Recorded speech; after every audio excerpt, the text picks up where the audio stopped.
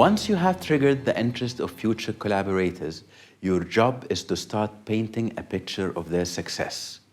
You've probably heard the expression, with him. What's in it for me?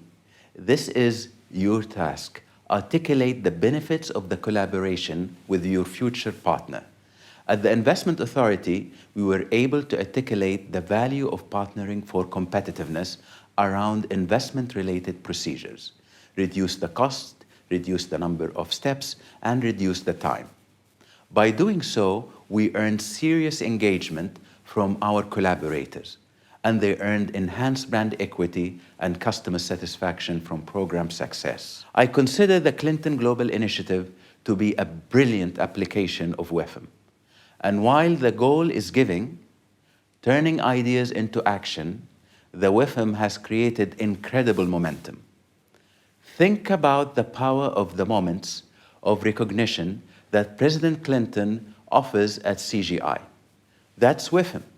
Receiving recognition in front of heads of state, Nobel Prize winners, leading CEOs, heads of foundations and NGOs, and members of the media together to celebrate your initiative.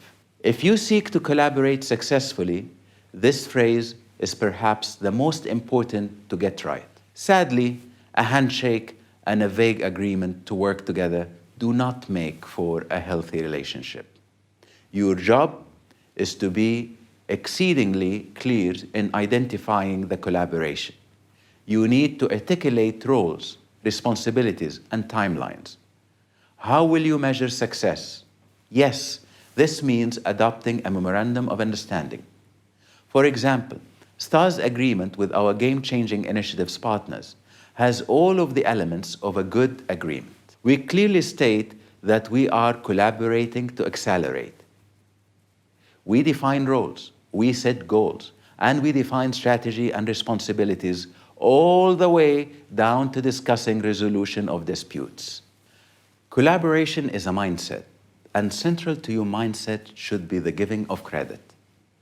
The mindset I refer to begins with generosity and a keen awareness that relationships are for life. My life plan column on friends includes collaborators from earning, giving, and sustaining ecosystems. And you may be surprised that I call all of my collaborators friends. Yes, friends. Why? One lesson that time has taught me. The world is very small after all. Everyone we work with is likely to be someone we will work with again.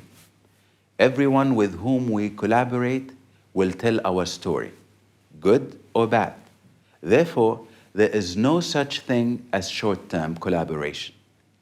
Giving the credit to friends is simply a way of paying forward into the long-term relationship. The seed you plant today, the collaboration that you create, will pay itself forward. I must pause here to acknowledge that for NGOs, the giving sentiment can be quite difficult to follow. There is a cycle of fundraising that often requires leaders to try to own as much of the impact assessment as possible. The next round of support may depend on actually getting the credit. This is where you should let common sense prevail.